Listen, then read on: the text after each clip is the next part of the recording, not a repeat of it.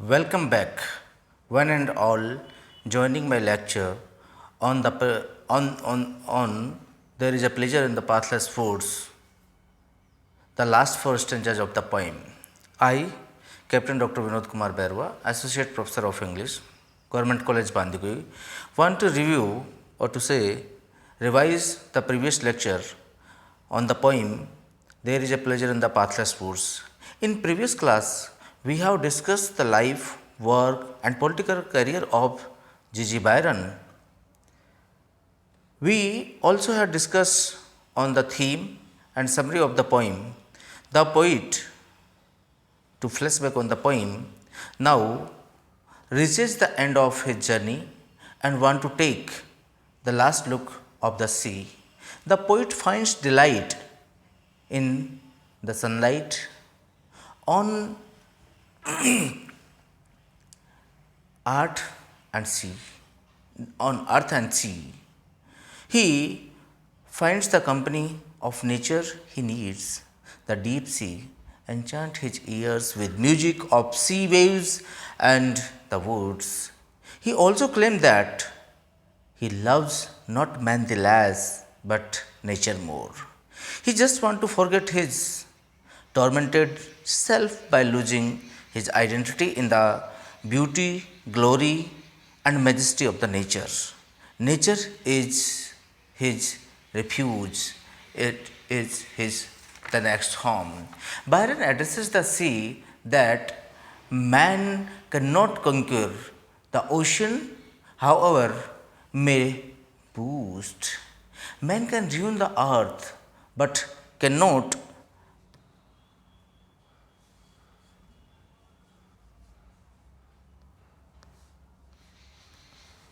but cannot the ocean or the bosom of the ocean. Armaments may shatter the rock built cities and strike the terror on the heart of the monarchs, the kings, the princes, and the rulers. The huge ships might ride on the sea. The ocean marred the Spanish Armada's pride and the victory of the Trafalgar.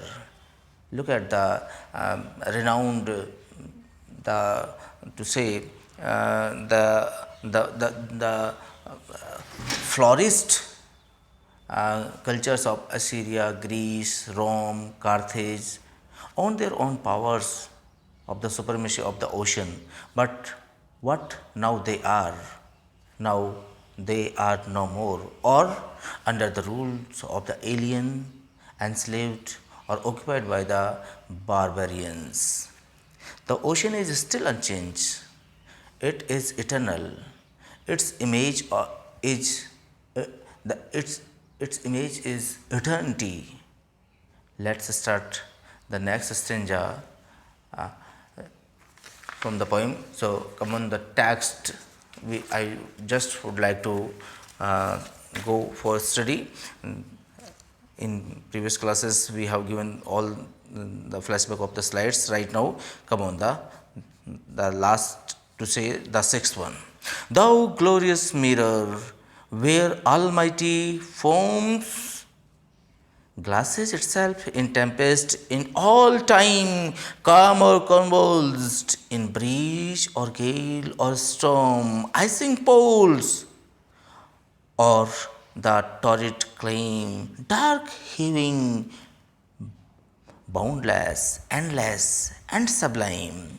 The image of eternity, the thorn of the invisible, even from out thy slime. The monsters of the deep are made, each John obey thee. The poet says that though glorious mirror, the poet says that the ocean is a glorious, or to say the lightning mirror, and which in which where Almighty's form, in which the form of Almighty God manifests itself in tempest, glasses in itself in tempest in all time. in all time, calm or convulse, in breeze or gale or storm, in every age, whether calm or disturbed, in gale or to say in gentle breeze or in a strong gale, or may be high waves of the torrid zone. I sing the poles or in the torrid climb, dark heaving. The ocean is the symbol of the eternity and the thorn. चाहे जितना सागर की लहरें अनंत और शक्तिशाली हों, बहुत ऊंची हो, उथल पुथल मच रही हो, लेकिन उसके बावजूद भी जो जो पोल के पास वाला बर्फ़ जहाँ पर जम गई है, वो टॉरिड जोन के ऊपर उछलती हुई लहरें हों, सागर के अनंत शक्ति का अदृश्य रूप भगवान के रूप, गॉड्स सिंहासन के रूप में, गॉड्स थ्रोन के रूप में हमें यहाँ पर देखने को मिलता है. The ocean is the symbol of eternity and the throne of the invisible God. Boundless, endless, sublime, the image of eternity. The throne of the invisible God. Even from out thy slime, the monsters of the deep are made. In the depth of the ocean, what happens? The monsters or the creatures of the sea are created. Or then what happened? Each zone obeys thee. और फिर उसके बाद में each and every part of the world obeys thee. Obeys the power, or to say the orders of the ocean, the sea. The world obeys the ocean. The ocean is dreadful, unfathomed, and alone it requires no help because of its great mightiness.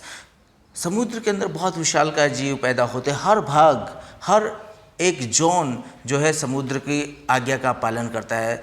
The sea is dreadful, it's mighty. इसका you can not major, आप इसको माप नहीं सकते हैं. इसकी जो power है that is strong, nobody can help it, और इसको किसी की ज़रूरत भी नहीं है. Look at the next stanza.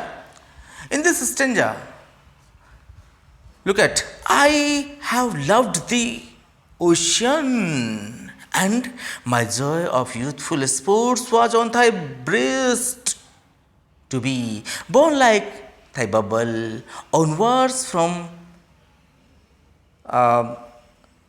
thy boy. I wanted to be thy breaker. Thy to me were delight, and if the freshening sea made them a terror, it was a pleasing fear, for I was its were a child of thee, and trusted to thy billows far and near, and laid my hands up thy mane as I do here. The poet says that he has loved the ocean, and I have loved the ocean. The poet says that he has loved the ocean. From where or क्यों? Because my joys of youthful sports was on thy breast. In my since my childhood, I swimming the ocean, and it was the great fun for me. He loved to play with the waves of the ocean. He loved to play with the waves of the ocean, and how? The increasing of the strong waves were beautiful.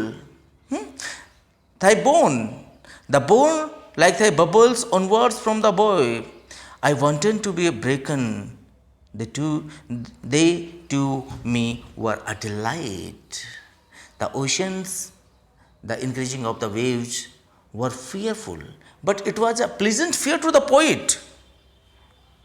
इसमें जो भय है, जो डर है, वो भी उसको एक अजीबोगरीब आनंद देता है. उसकी जो तेज हवाएं चलती हैं, ऊपर लहरें जो खतरनाक रूप से ऊपर उठती हुई दिखाई देती हैं, इन खतरे में भी बायरन को एक अजीब गजब तरीके का आनंद आता है. उसकी सागर की उफनती हुई लहरों में मतलब रोमांचित करती हैं. उसको इतना प्यार था कि उसको सागर की संतान कहा जा सकता है.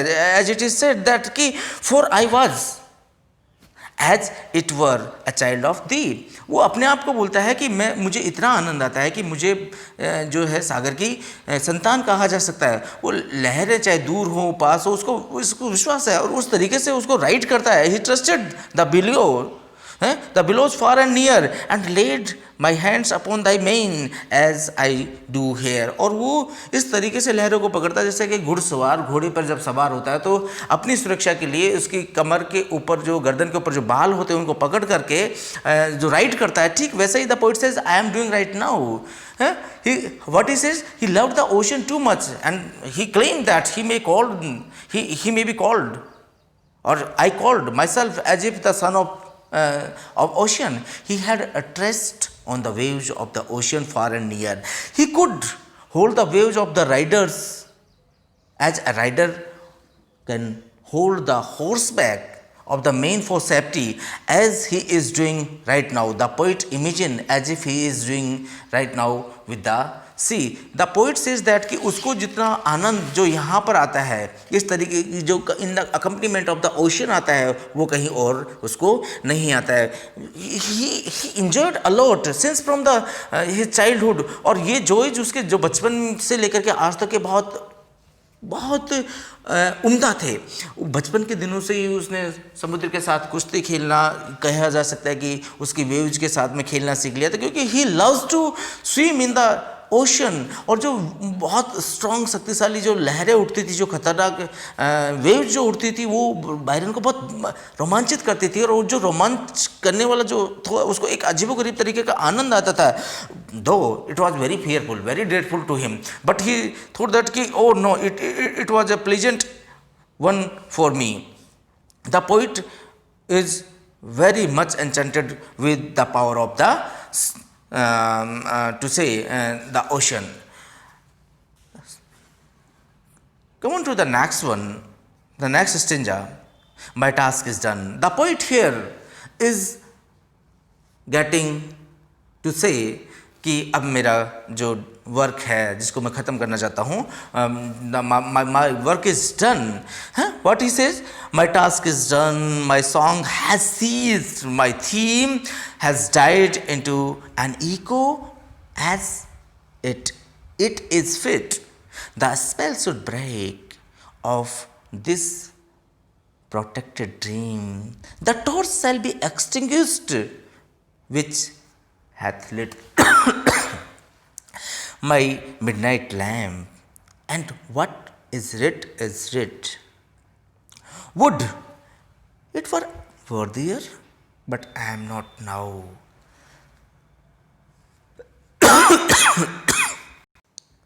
That which I have been, and may be again, and may vision fit.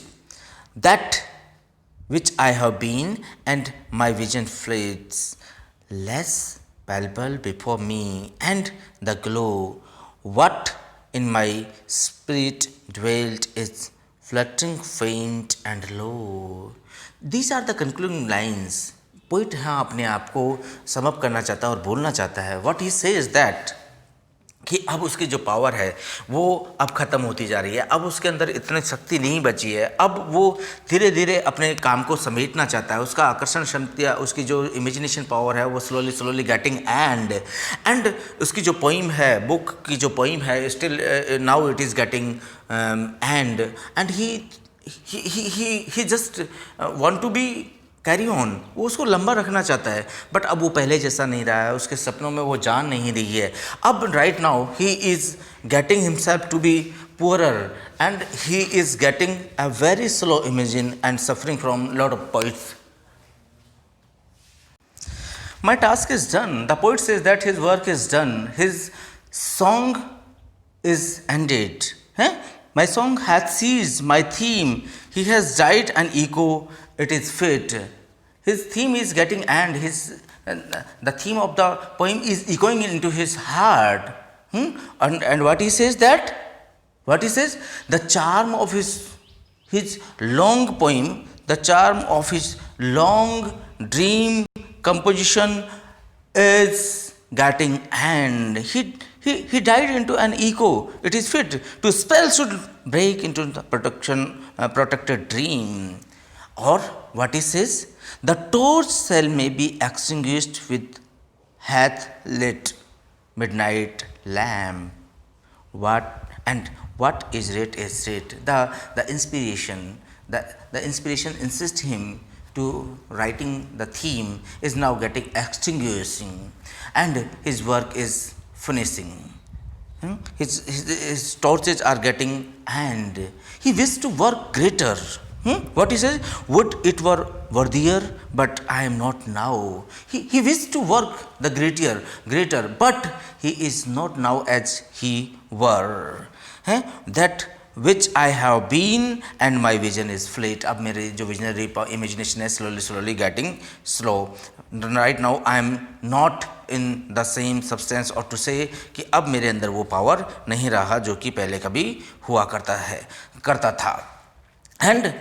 And what he says, that the less palpables before me and the glow which in my spirit dwelt is fluttering faint and low. It is losing the strength and is less substantial now.